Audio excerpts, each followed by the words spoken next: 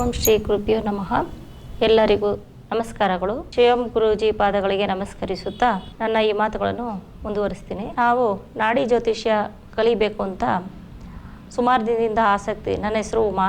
ನಾನು ಸುಮಾರು ದಿನದಿಂದ ನಾಡಿ ಜ್ಯೋತಿಷ್ಯ ಕಲಿಬೇಕು ಅಂತ ಆಸೆ ಪಟ್ಕೊಂಡಿದ್ದೆ. ನಾನು ಇದನ್ನು ಸೋಷಿಯಲ್ ಮೀಡಿಯಾದಲ್ಲಿ ಹುಡುಕ್ತಾ ಇದ್ದೆ. ನನಗೆ ಇನ್ಸ್ಟಾಗ್ರಾಮ್ನಲ್ಲಿ ಇದ್ರ ಬಗ್ಗೆ ಹ್ಯಾಡ್ ಸಿಕ್ತು, ಗುರುಕುಲದ ಒಂದು ಹ್ಯಾಡ್ ಸಿಕ್ತು. ಇದರಿಂದ ನಾನು ಗುರುಕುಲದ ಸಿಬ್ಬಂದಿಗಳಿಗೆ, ಮ್ಯಾನೇಜ್ಮೆಂಟ್ನವರಿಗೆ ಫೋನ್ ಮಾಡಿದಾಗ ಅಲ್ಲಿ ನನಗೆ ಈ ರೀತಿ ಕನ್ನಡದಲ್ಲಿ ಜ್ಯೋತಿಷ್ಯ ಹೇಳ್ಕೊಡ್ತಾರೆ ಅನ್ನೋದು ನನಗೆ ತಿಳಿದು ಬಂತು.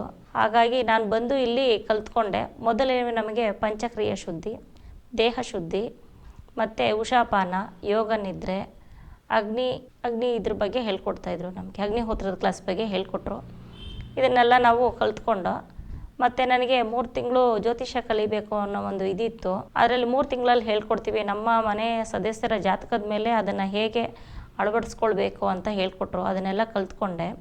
ನಮ್ಮ ಮನೆಯಲ್ಲಿ ಯಾಕೆ ಎಲ್ಲ ಒಂದೊಂದು ಥರ, ಒಬ್ಬೊಬ್ಬರು ಒಂದೊಂದು ರೀತಿ ಇದ್ದಾರೆ ಅಂದ್ಕೊಂಡಾಗ ಒಬ್ಬೊಬ್ಬರು ಗುಣ ಸ್ವಭಾವ ಒಂದೊಂದು ರೀತಿ ಇತ್ತು. 4 ಜನದ್ದು 4 ಥರ ಇತ್ತು. ಈ ಒಂದು ಜ್ಯೋತಿಷ್ಯ ಕಲ್ತ್ಕೊಂಡ್ಮೇಲೆ ನನಗೆ ತುಂಬ ಅನುಕೂಲ ಆಯಿತು.